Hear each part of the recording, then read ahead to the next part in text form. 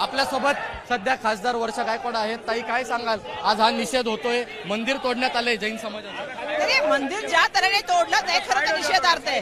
कारण आपल्या सर्वांना माहिती आहे की ती जे स्ट्रक्चर आहे जुनं स्ट्रक्चर आहे आणि त्याची कोर्टात केस सुद्धा चालू आहे आणि त्यांनी पूर्णपणे त्याचं जे विनंती केली की आमचं त्या ठिकाणी हेअरिंग आहे, आम्हाला थोडा वेळ देण्यात यावा.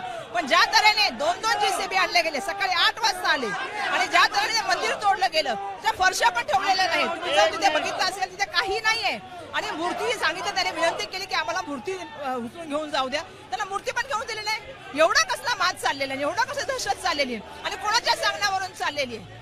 सर्वांचा आरोप तुम्हाला माहिती आहे काय, बाजूला भरपूर इलिगल गोष्टी आहेत, त्याला प्रोटेक्शन दिलं जातं आणि जी वास्तू लिगल आहे, जिच्याकडे डॉक्युमेंटेशन आहे, त्या वास्तूला तुम्ही अचानक सकाळी 8 वाजता येता आणि तोडता. कधीपासून BMC एवढी एफिशियंट झाली? असं सांगण्यात येते आतमध्ये काही महिला देखील होत्या, ते देखील बघितलं नाही, डायरेक्ट तोडक कारवाई चालू. महिला होत्या, त्या ठिकाणी पुजारी होते, ते विनंती करत होते की आम्हाला कमीत कमी मूर्ती तरी बाहेर घेऊन जाऊ द्या, तिची पूर्णपणे प्रस्तावना व्यवस्थितपणे कद्द करू द्या. पण एवढ्या मोठ्या प्रमाणामध्ये जुलमी राज चालू आहे, म्हणजे आता आम्ही बघायला लागले की मंदिरावर सुद्धा तुमची नजर आली आणि कोणाच्या सांगण्यावरून झाले सर्वांना माहिती आहे. त्या ठिकाणी बाजूला हॉटेल चालू शकतं, सगळं चालू शकतं, पण तुम्हाला मंदिर चालत नाही. हे जे सरकार सांगते की आम्ही हिंदुत्ववादी सरकार आहे, हिंदुत्ववादी सरकार आहे, पण आज हे हिंदुत्ववादी सरकार खऱ्या प्रकारे आहे का? नाही, आता तुम्ही ऐकू शकता यांच्याकडून मूर्त्या खंडित केल्यात.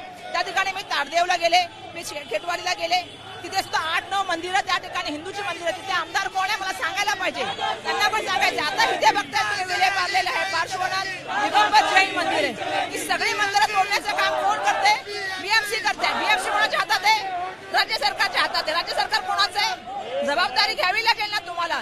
ज्या तऱ्हेने कारवाई झाली ही पूर्वनियोजित कारवाई होती, कुणाच्या तरी सांगण्यावर होती, हे आमचं म्हणणं आहे. ज्या तऱ्हेने फरशा पण तोडल्या, अरे एखादी कारवाई करायचं तुम्ही त्या लोकांना वेळ देऊ शकला असता, त्यांच्याशी चर्चा करू शकला असता, परंतु लिगल स्ट्रक्चर असता त्याच्यावर कारवाई झाली आणि इलिगल स्ट्रक्चरला प्रोटेक्शन द्यायचं काम झालं. आपल्याबरोबर खासदार वर्षा गायकवाड यांनी स्पष्टपणे सांगितलंय हे पूर्ण नियोजित हे कट होतं आणि हे तोडण्यात आलं आहे. कॅमेरामन अनिल पवार सोबत ईशान देशमुख, ABP माझा, मुंबई. ABP माझा, उघडा डोळे बघा नीट.